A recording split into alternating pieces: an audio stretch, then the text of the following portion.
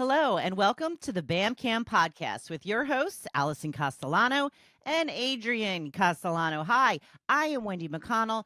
Hello, how are you guys today? We're great. How are you? Oh, I'm good. I'm hanging in there. So we have Alison and Adrian today. Yeah, and today we're talking about our infertility journey. We're getting real vulnerable with you guys today. So A few tears may be shed. Okay. Get ready. we hope not, but I didn't wear makeup just in case. Wow, you have really prepared. There you go. I did not wear any either. Yeah. Well, this is something that men don't really think about.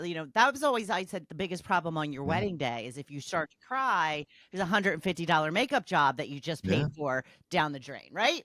Oh, and those lashes, if you cry, those lashes come off. The struggle is real. The struggle is real. So Oh, hopefully boy. we won't Yes. have any tears, but we appreciate you opening up. It always helps to share your story and helps others who may be going through a similar situation. So why don't you go ahead and dive right in, Allison? Yeah, so we know, because we've spent a lot of time in the fertility clinic, that waiting room is probably the most full waiting room I've ever been in my entire life. There are so many other couples who are walking this path, and everyone's story is different, but everyone's story is probably filled with twists and turns, hope and heartache, and so we just wanted to open up and share our story because we know there are other couples who can relate and other couples who will walk this path later and will relate at a later time. Yeah. But we're going to start at the very beginning. We're going to rewind 5+ years to our wedding. Yeah. At the very beginning, we had no reason to think that later on down the line, we would have any infertility problems arise. So after our wedding, we were waiting maybe a year and a half, 2 years. I was more in the 2-year ballpark, I think, but Allison wanted a baby pretty soon. And I would have started trying right away, but he said, no, we should enjoy our time together, which that is important. Do a little traveling, kind of just get our feet on the ground, furnish our new house, things like that. So we had no reason to think that we would struggle to have a baby. And so we set on this path of a year and a half, maybe 2 years at max, to kind of start our family. But unfortunately, that is just not how it all ended up. Yeah. So after about a year, we started trying on our own, and month after month kept getting negative pregnancy tests. And that was really, really hard for me. And I just kind of, every month that went on that we didn't get a positive pregnancy test, I thought something has to be wrong. Something has to be wrong. But your OB tells you should wait a year before you really do anything. And so we just kept trying. And then, about 7 months later, we finally got our first positive pregnancy test. Yeah, so we were excited to share the news with our families, obviously. We didn't do anything special, I guess, for your family. We just told them, or I guess you told them. I told them. I found out while you were at work. Yeah, I was at work, of course. And then I called you and told you. I think you sent me a text. Maybe I sent you a text. I think you sent me a text. 2020s, right? And then I went to my parents' condo and told them. And was very excited, and they were very excited. Yeah. But we had a trip coming up to Tampa just like the very next week. So we were going to plan a big surprise for my family. And so Allison last minute contacted a cookie baker. I guess that's the right term, right? I think they call them cookiers. Cookiers. Okay. A baker that makes cookies. And she got this cookier to bake cookies that had each of our names on them. Yeah, the Mom, design was like Dad. those "Hello, my name is" name tags. Yeah. And so my parents were going to be Nana Nano. And so we got the cookier to put these names on each of the cookies, and we brought the box of cookies into the house and told them that everybody had their own cookie. And so my mom opens the cookie box and she pulls out the mom cookie. And she says, oh, this one must be mine. Your dad did a little bit more digging in the box. Yeah. So my dad then looks through the box and he says, I don't think you have the right cookie.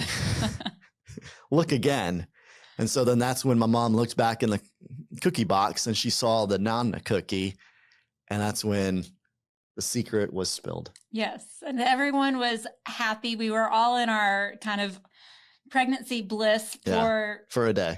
For a few days. It was a very short-lived happiness because just a few days later, we found out that that pregnancy was an ectopic pregnancy and it ruptured. And so height of COVID 2020, this was, I think, June of 2020, I had to go to the hospital with a ruptured ectopic pregnancy.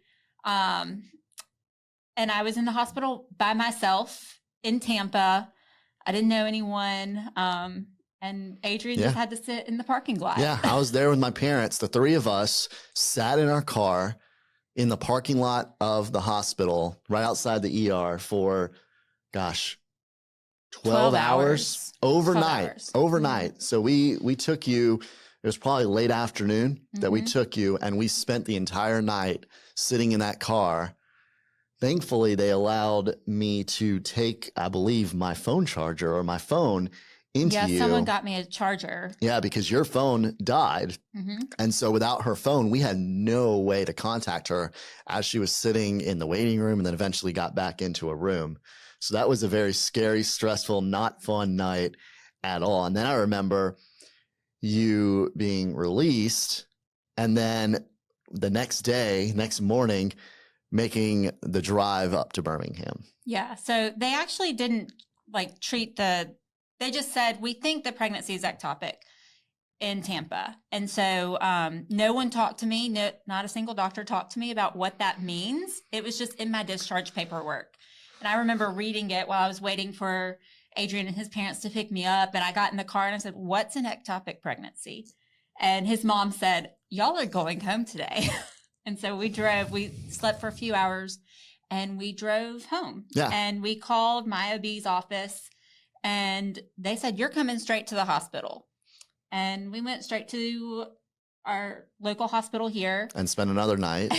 And spent another night where I had emergency surgery to remove my ruptured fallopian tube. And it's a good thing that we went straight to the hospital because they said if you would have waited really any longer, the outcome would have been really, really, really bad.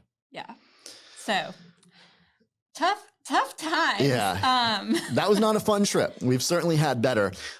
So after the ectopic pregnancy in June 2020, we continued to try our on our own. Again, not really knowing that we had any sort of infertility problems at this point in time. People would tell me, oh, well, now you know you can get pregnant, which was a really hard thing to hear after you've had a really traumatic experience. But, sometimes people just don't know what to say to someone that's struggling. Yes. And that was one thing that would really trigger me at that point in time. So we continued to try and things were not working out very well for us. So then at that point, your OB referred us to a fertility clinic here, Alabama Fertility. And we've been super happy with everything that has transpired since then. They have been so professional, so helpful, and really helped guide us on our journey up until this point. And the journey continues. Yeah. So we had our first visit with our doctor at Alabama Fertility in December of 2020. And I'll never forget that first visit. We were sitting in Dr. McLean's office and she said, I think you can be pregnant within a year. And I thought, wow, she is so hopeful. We didn't know anything about the process really, other than that it was expensive. But we were committed to this investment for our family. Yes, we were. And I thought, wow, this doctor is so hopeful. And I just really believe her. And we had some twists and turns to get to our pregnancy, but I'll fast forward a little bit because we ended up pregnant with Laura December 2021. So she was correct in her prediction of give me a year. Mm-hmm. And so we'll kind of backtrack now. So we had our first visit in December 2020. She said, you're going to get pregnant. And we did all the things. We started with IUIs, which is kind of, if you don't know what an IUI is, it's kind of like the turkey baster method. It's not a real exciting way to get pregnant, but you do what you have to do when you're in our shoes. And it's not as expensive as IVF. So it's kind of like a first step for people. Yeah. So we did some IUIs that wasn't working. And she said, you could keep doing this. Your insurance covers 10 IUIs, but we've done 3 and it's not working. Yeah, so I it's not think we looking should good. move on. And she really respected my timeline of, I really want this to happen sooner rather than later. And so we stopped trying after 3 with IUIs and we moved on to IVF, which is a really daunting place to be. All you really know before you're in that world is how expensive it is. Yes. And we didn't know how we were going to pay for it, but we knew we had to invest in our family.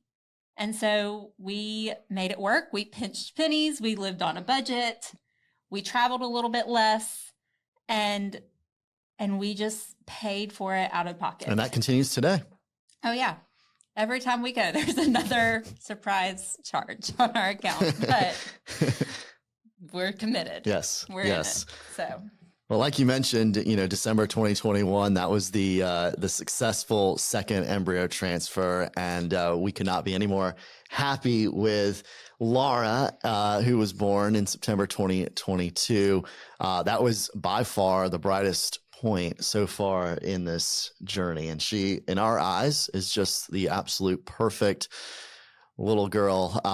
She is almost 2 years old now. In fact, this afternoon, I am going to have hot dogs with her at school. It's Dogs with Dad's Day. So excited for that. Yeah. So we really, that was the most hopeful moment in our whole journey, is getting pregnant with Laura. It was our second embryo transfer. So we had to, have one that failed and then the second one worked. And we were so excited about that. And we also had a bank of embryos. So we knew that we could quite possibly have a second child and maybe a third child, or however many children we really wanted to have.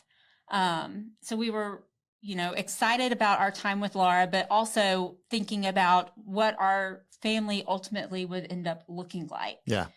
And we both have one sibling. And so I think we both knew pretty early on that we wanted Laura to have a sibling. And we had so much success with the egg retrieval, that process, that we were very hopeful that we were going to be able to easily have the exact number of children that we wanted. And that was not a concern at the time. But as we'll talk about in a little bit, that has become more of a concern recently. Yeah. So, after our egg retrieval, we ended up with 12 embryos. Yeah. We used one, and then Laura was the second one. And so we just enjoyed some time with her, knowing that we had 10 left. And so when you're in this infertility world and you need assisted reproductive technology to get pregnant and you need a doctor's help, a lot of clinics have rules. After you have one child, you have to wait a little bit before you can even start planning for baby number 2. And so I knew that thankfully we were not going to be those people that had babies 14 months apart like my parents did with me and my brother. And I don't know how they did that, because I couldn't even imagine. That would be just so hard. But, people do it all the time, but not us. And we were kind of grateful for that not being our story. But when Laura turned 1 year old, I could start trying for baby number 2. And so it was on Laura's birthday. I went back to see Dr. McLean for my first visit back. And I was so excited. So it's September of 2023. And I'm like, we're going to get pregnant before the end of the year. We know how to do this now. This is going to be easy. And it was such a naive thought on my part now, thinking how easy it would be to get to baby number 2. Yeah. Yeah. And so we had an embryo transfer in November. That one failed, unfortunately.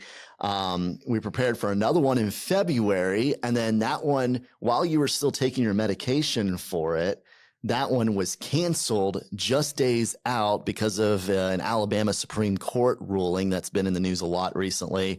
So we transferred another embryo in April, lost that pregnancy in a miscarriage.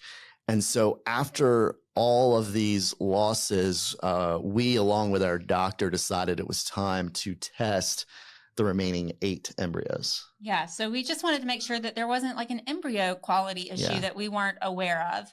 A lot of people actually test right after the egg retrieval, and we thought we have no health concerns. There was no really reason to test our embryos at that point in time. And it's expensive. It adds a whole other level of cost to it. And so we didn't do it at that point in time. But after so many losses, our doctor recommended that we think about testing. And so we wholeheartedly have faith in our doctor, and we just believed what she tells us to do is what we are going to do. Mm-hmm. And so we opted to test our remaining 8 embryos, and we were really hopeful that like 3 or 4 of them might come back. We know that in the testing phase is when a lot of couples lose quite a few of their embryos. So we were hopeful that we would have 3 or 4 that were normal embryos come back. And we were really surprised to find out that only 1 came back normal. So losing 7 in that round of testing was really, really hard. And so there's suspicion that there's something genetically up with one of us, maybe both of us. And so we've tested to see whether that's actually true, because that could end up causing infertility problems down the road for our daughter, or even for your side of the family or my side of the family, my sister, your brother, things like that. So that's something that we're going to closely monitor. Yeah, and my brother just got married, and I know that he and his wife really want to have a family. So if there's something on my side that could affect them and their journey, we feel like it's important for them to know. At least so they know going into trying to conceive what is going on, so that if they need to take additional steps to have success, they'll know about it up front. Yeah. Can I ask a question a little bit about the testing? You said you had 1 that was viable. So like the other ones, the testing just shows that they won't develop? Yeah. So we had a few come back as, it's called high mosaic. So when they do the biopsy to test the embryos, and I'm not a doctor, so I'm probably not going to explain it 100% correctly, but when they do the biopsy, they take a sample of cells. And so an embryo might be about 100 cells, and they might take 10 cells. And like a high mosaic embryo has more abnormal cells than normal cells. So our 1 normal embryo had 100% normal cells. So as that embryo develops into a baby, those normal cells just duplicate and replicate, to make a baby. In a mosaic embryo, you don't know what cells are going to duplicate and just keep multiplying. So it could be the bad cells that are not normal, and that would cause problems with a baby. It would cause problems with the pregnancy. Yeah, there's a greater chance of miscarriage. There's a greater chance of birth defects or other sort of developmental problems down the line as well. Mm-hmm. Okay, well, thank you for clarifying that. Yeah. But yeah, our story is not quite yet over. We've had some twists and turns that we weren't expecting as of late. But we are still really, really hopeful. And if it doesn't turn out that we end up with more than 1 child, we will be forever grateful for the miracle perfect daughter baby that we have. Yeah. And to kind of put a bow on all this, we wanted to kind of wrap this back up with the financial side of things, because IVF is such an expense. There's the upfront cost of the egg retrieval, which $30,000-$40,000 in some cases. And then all of the recurring checkups, the monitoring, the medications, the procedures that you have kind of like behind the scenes. Like we had an HSG, which is, just kind of testing. And so we did all of this while both changing careers. And so that was very scary in itself. And so we had the mindset from the beginning that this was an expense that at this point in time is well above our means. But we knew that we were investing in our future, that we wanted a family, and that we were going to work hard in the future to be able to better ourselves, better our careers, and make this a well worth investment. Yeah. So, our investment accounts could be a little fuller if we hadn't had to walk this path, but investing in our family and the memories that we will make one day with our children or with our child that to me is well worth it. And we just hope if any other couple is struggling walking this path, that they'll reach out to us. And, if we can help them emotionally or financially, we want to help. This is, a really hard journey to walk, and it's really hard to walk it alone. There's so many ways, amazing ways that we've found to kind of like pinch pennies to make it month to month, to be financially in an okay place right now. And with the clients that we want to work with, especially the younger generation, I think we can share some of the ways that we've been successful with those clients as well. Yeah. And more than anything, we can be empathetic to everyone else's journeys. Of course. That everyone is struggling with something, and this was our cross to bear. And, everyone is going to have the cross to bear at some point. There are a lot of road bumps in life. Yes. And we can be empathetic with anyone who has a road bump and, has to figure out how to get to the other side. And so from here, we're hoping that we have a very happy end to the story. Stay tuned. It's not done. Well, thank you so much, guys, for sharing your story. It's very brave of you to, and Alison, you did it. I think, maybe you were on the edge a couple of times, but you held off. You did good. So if somebody has some questions for you guys, how do they get in touch? You can reach me at info@eaterfw.com. That's Eater, ITER. Yeah, an email. You can email me at adrian@eaterfw.com. Okay, thank you so much. And thank you for listening today. Please like, follow, and share this podcast with your friends. Until next time, I'm Wendy McConnell. Thank you for listening to the BAMCAM podcast with Jack Burnett and Alison Castellano from Eater Financial Wellness, a financial advisory practice at RFG Advisory. To get in touch with us, visit today's show notes or go to our website at www.eaterfinancialwellness.com. That's ITER financialwellness.com. And please click the follow button to be notified when new episodes become available. Content here is for illustrative purposes and general information only. It is not legal, tax, or individualized financial advice, nor is it a recommendation to buy, sell, or hold any specific security or engage in any specific trading strategy. Information here may be provided in part by third-party sources. These sources are generally deemed to be reliable. However, neither our guests nor RFG Advisory guarantee the accuracy of third-party sources. The views expressed here are those of our guest. They do not necessarily represent those of RFG Advisory, its employees, or its clients. This commentary should not be regarded as a description of advisory services provided by RFG Advisory or performance returns of any client. The views reflected in the commentary are subject to change at any time without notice. Securities offered by registered representatives of Private Client Services, member FINRA SIPC. Advisory services offered by investment advisory representatives of RFG Advisory, LLC, RFG Advisory or RFG, a registered investment advisor. Private Client Services and RFG Advisory are unaffiliated entities.